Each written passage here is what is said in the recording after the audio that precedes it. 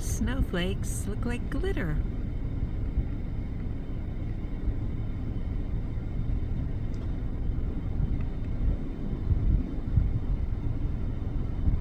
Hi guys, Kim here, Olive City Homestead, but I am not in Northern California today, obviously. I am in Northern Nevada on a road trip, and I am investigating some possible land sites. I really just wanted to see how I would deal with the cold out here. Now, I did live in New York near Rochester in Lake Ontario when I was in my 20s, and so I am experienced a long time ago in what it's like to live in snow in the winter, but it's been a while. Really, though, I'm not minding the weather. Now it's more about, do I really want a homestead here, and why would I? The distant mountains are covered in fog, and you can't see all the snow on the ground beyond the brush that's growing. But this is what Northern Nevada looks like right now near Winnemucca. It's about 18 degrees Fahrenheit, and I am looking around. The first property I'm going to take a look at is right over there. It's pretty gorgeous, isn't it? Cold, but gorgeous. Well, you know, cold compared to where I live now, where the coldest it gets is about 25 Fahrenheit a few times a year during the middle of the night. During the day, though, in the winter, it rarely gets below 30, 35 degrees Fahrenheit. So it's a bit cooler for me, and quite a different look. We never get snow. Well, let's go check it out. I see quite a few little homesteads in the direction I'm going, which is quite promising, quite hopeful.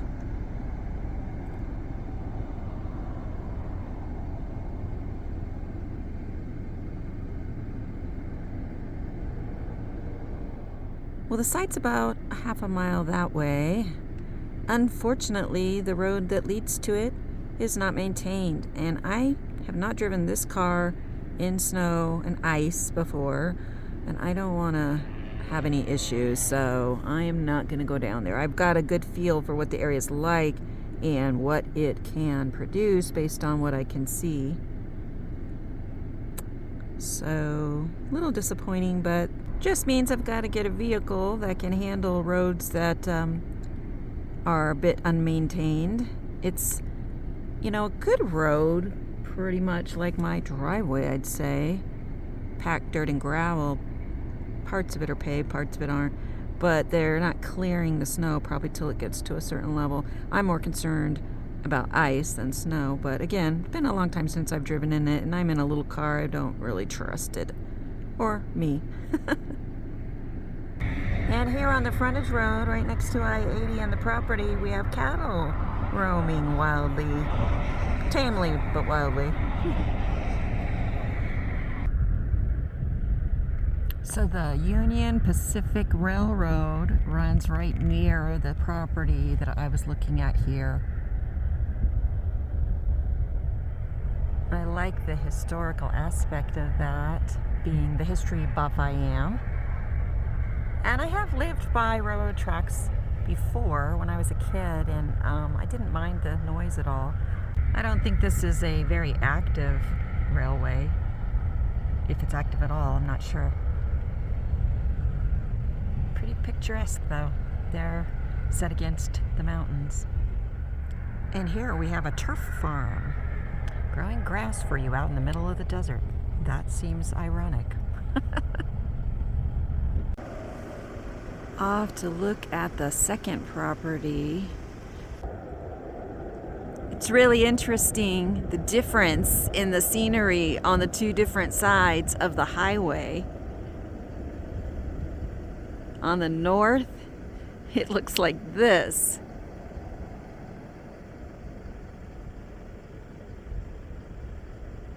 And on the south, we have the mountains. Lots of 5, 10, and 15 acre parcels out here. I've seen some real cute little setups despite all the snow and bare trees.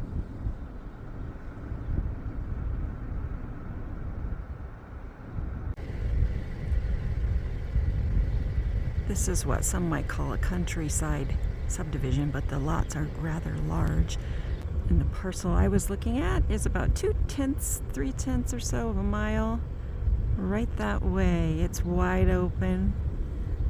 There are mountains way on the other side there. You just can't see them in this dense weather. The snow is flurrying around me. But yeah, lots of nice little homesteads set up like that one there. And there is power at the road.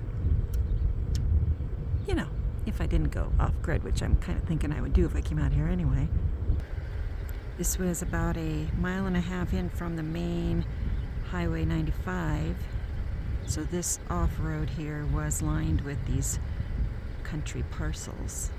So you're not isolated, but you've got plenty of privacy. This area is about 15 minutes northeast of Winnemucca. So still close enough to go to town for supplies.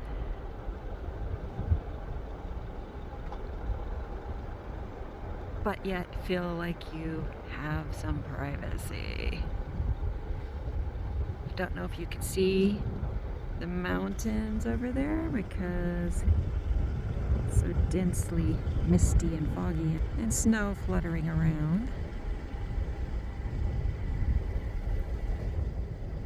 This is a definite possibility if I decide I'm okay with the weather and the distance from my family in California, which I have to admit isn't likely.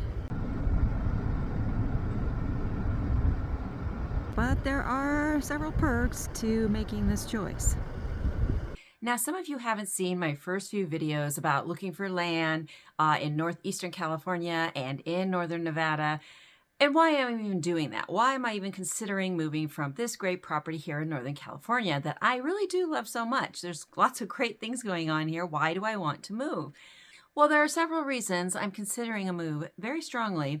One is that I have a mortgage here, and if I were to sell and buy some cheap land somewhere and get a smaller house, well, I'd be mortgage free and have far fewer expenses going into the future. And that is very tempting. It's a very exciting thing, I think, to most people. Another element is that it is so hot here in the summers. Now, I'm not one to complain about my year-long growing season and the ability I have to grow so many different kinds of trees and plants here. I love that about this place. But in the last few years, my longstanding ability to not only deal with, but actually enjoy the extremely hot temperatures we get here from June through really mid-September, temperatures ranging from 100 to 120 Fahrenheit. Well, that ability has disappeared, and not only do I not enjoy it, but it completely drains me. It leaves me without any energy, without any strength, without any desire to be out in the garden or orchards. So that is another reason I've been considering moving. Just moving somewhere that is 10 to 20 degrees cooler in the summer, you know, that tops out at 100 instead of 115, 120 Fahrenheit. Well, that would be great. One other big reason is that I actually like privacy and I like being in the way far out middle of nowhere. I know that's strange, but I like that feel. I like the feel of being a pioneer in wide open land. And even though it really isn't a brand new territory to anyone anymore, it feels like it when you get out in areas where it's not that populated. And I know that where I live now, very rural, in a very small town nearby, seems like the middle of nowhere to most people, that's for sure. And I do enjoy that about it, but I'd enjoy it even more if I lived somewhere even farther out, even more isolated. And so that's a pull to me toward northern Nevada for sure. The northeastern California area is more populated than the northern Nevada area, but you know, as with all land, it really just depends on the specific area you're looking. If you go 10 miles this way or that way, it can be a very different feel. And so you can find that feel in a lot of rural areas. In fact, it's one of the things I've thought about when considering staying here is that if I put up more fencing on the east side of my property, that really would give me the feel I'm looking for. I would still have the view of the mountains to the east over the fence line because I'm at the top of a hill looking out that way. But it would block the view of my long driveway that I actually have an easement on to allow passage for my neighbor to get to his property. I wouldn't have to see the comings and goings if I put up a fence there, a wire fence, and planted a lot of wild roses and several other plants I've learned through the years grow really well here with very little maintenance and very little water needed. So that's an option and one I'm, considering. Now, in this trip to northern Nevada, to the Winnemucca area particularly, I did learn some valuable information. One, I have no problem with the cold. In fact, the zone there goes anywhere from 5B to 7B, mostly there in the middle at about 6B. And that I could totally handle growing in. And the temperatures, on average, December being their coldest month, don't go down below 20 usually. When I was there, one of their coldest days of the year, probably last week, just before Christmas, it was 18 degrees Fahrenheit early in the morning. I'm sure it warmed up after that. And the snow they get is minimal. They do have snow frequently, but it doesn't accumulate much. Other benefits to moving to northern Nevada: very cheap land, and a lot of it is available in acreages that would make me feel very much independent and private. So I was looking at anywhere between 10 and 20, 30, 40 acres even, depending. I don't want to have to take care of all that, but I would like to have some of that forested. And that's the big problem with northern Nevada. There's no forest. I'd have to plant all that myself. That leads me to another disadvantage to moving to northern Nevada because it is not a land with any trees there. There is no source of firewood. I've heated with firewood off and on my whole life and solely for the last 8 years.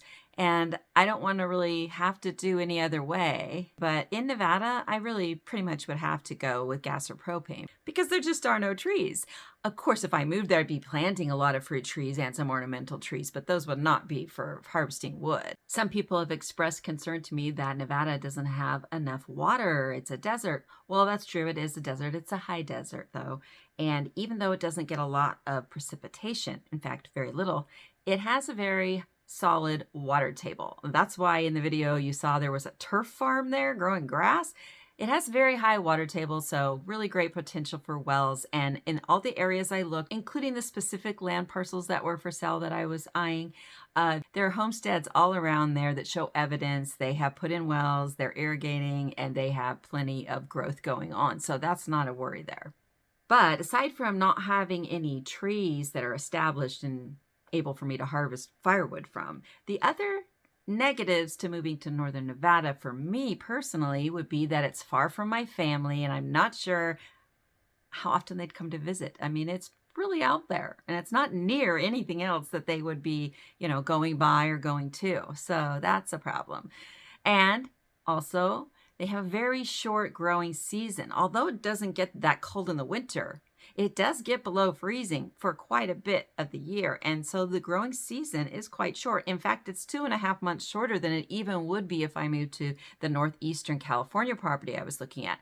And of course, as I mentioned many times, the growing period here where I live now is basically year round. I mean, there are some things I can't grow in December through February, but the rest of the year I can grow pretty much anything. And even in the coldest of winter, if I wanted to, I could grow something. Now, the answer to that is greenhouses, and I'm perfectly well aware that I could do that. And in fact, I'm planning to put a greenhouse in here very soon. And if I move to one of these other two areas, I definitely would be putting a greenhouse in right away. Now, I am definitely not making up my mind for sure about what I'm doing. I am still open to moving. And, this trip and the last few I've taken have given me a lot of food for thought. And they've made me to reanalyze staying here and trying to see if there are ways that I could work with the disadvantages to being here. And I feel like I have come up with several ideas that might work really well. So what I'm going to do, even as I keep an open mind and keep looking for land and keep planning for it, for instance, when I get new trees, keeping them in pots this year, I'm also starting to try out some of the things that I think would help me be able to stay here if I so choose. One of those things would be to put that fence up to make me feel a little bit more private from the surrounding neighbors that are a little too close for my liking, since I only have the 2.5 acres and they're right next door. Another thing I would be doing is putting in a greenhouse and putting in drip line on all my summer gardens. The drip line has had problems in the past with sometimes the squirrels and possums, sometimes just the heat of the sun, but I'm gonna try again and do a better job. And I think that not having to water for so many hours a day throughout several months of the summer would alleviate my issues with being outside so much of the time in that terrible heat. And then as far as still having a mortgage, well, obviously I need to increase my income. I no longer have the ability to work outside the home at all. My health issues have exponentially gotten worse in the last year. And so I have to do things from home to earn more money if I want to stay here. So I've been coming up with all kinds of ideas for that, things that I will enjoy, things that I'm doing anyway. A lot of the things that I've done in the past, I can now take and do in other ways.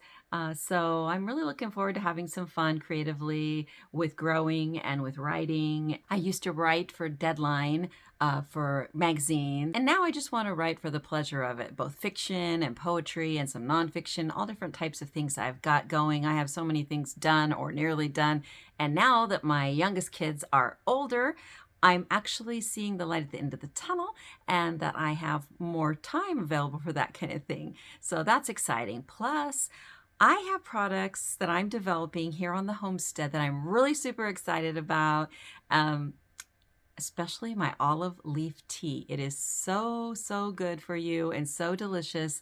And really, I have a never-ending supply of it here because I have my 100 tree olive orchard with trees that are 125 years old, most of them.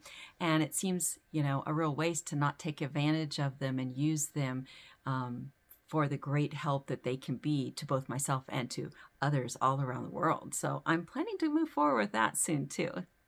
When it comes down to it, if I am able to stay here, that would be the best of all worlds if I do find a way to deal with the issues I have with living here, because the main benefits to living here are so strong. One, I'm near my family and they can come and visit and I can visit them frequently. Two, I do have an absolutely wonderful climate zone 9B where I can grow pretty much anything pretty much all year. And three, I have an established homestead here. I have been working on this place now for over 8 years. Now I have a large fruit and nut orchard in addition to my large olive orchard.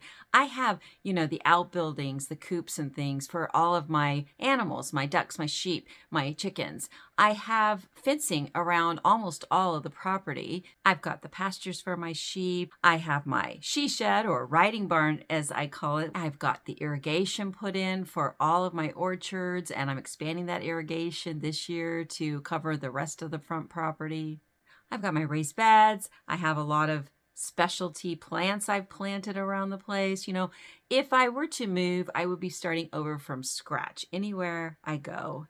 And much as that is tempting in some ways, because wow, what a creative, fun thing that is to do. I know because I've been doing it here for the last several years. It is fun, but it's also a lot of work. It's a lot of hard physical labor. It's a lot of time. It's a lot of money. It's a lot of energy all around. And I don't know that I have that. I am a very hardworking person and a very energetic person in general. Probably too much so, some would say. That's my personality. But I have noticed that my health issues have definitely reduced my ability to work that hard for that long. And so would I be able to do on my own what I've been able to do here on my own? I don't know about that. But I would be creative and I would get help and I know I would manage. But do I want to? Do I want to go through that again? And wait that long for the reward that I've already started seeing here. So moving forward, I will be considering it all and I'll take you with me as I go.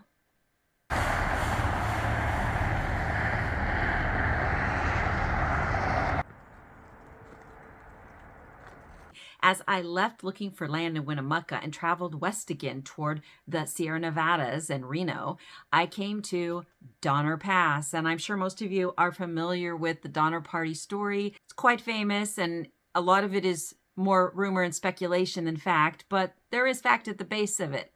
There is truth to some of that horror that happened there. But I choose to focus on the positives, that there were survivors and that they did make it over in the spring to California. Some moved to Oregon, some stayed in California, and their descendants are still there today. But it is a very interesting story for many reasons. I was able to spend a few hours at the Donner State Park and the Donner Museum. And I love museums. Every time I go on a road trip, I'm stopping at museums, historical sites, and of course, nurseries and botanical gardens. And that was a lot of fun. So that's what you're going to be seeing next, is a little bit of the beauty of the snow-covered evergreens at the Donner State Park. Everywhere I look, there are mountains. They look different than each other, but they're all covered in snow, and they're all mountains.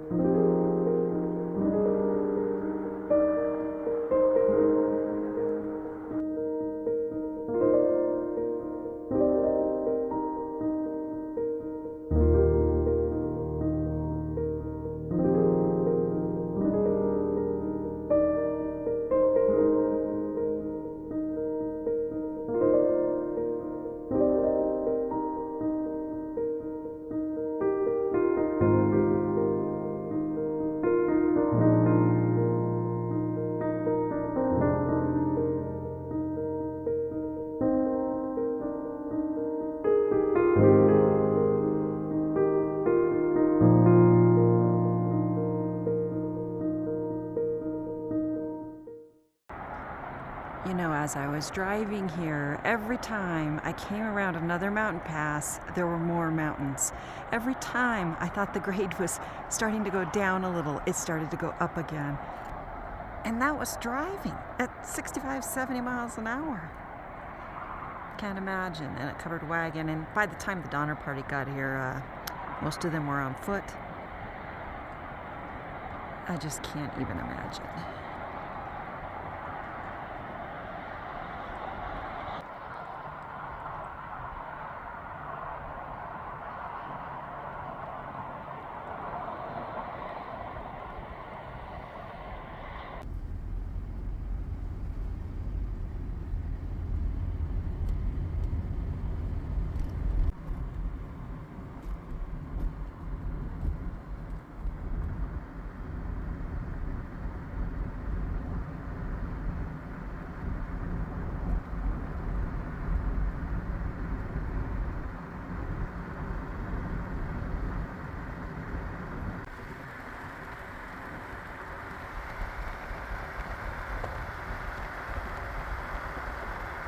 Well, thanks for joining me on my road trip in northern Nevada looking for land yet again. I appreciate you watching, and stay tuned for what comes next. Remember, you can create the life you want, so why not start right now?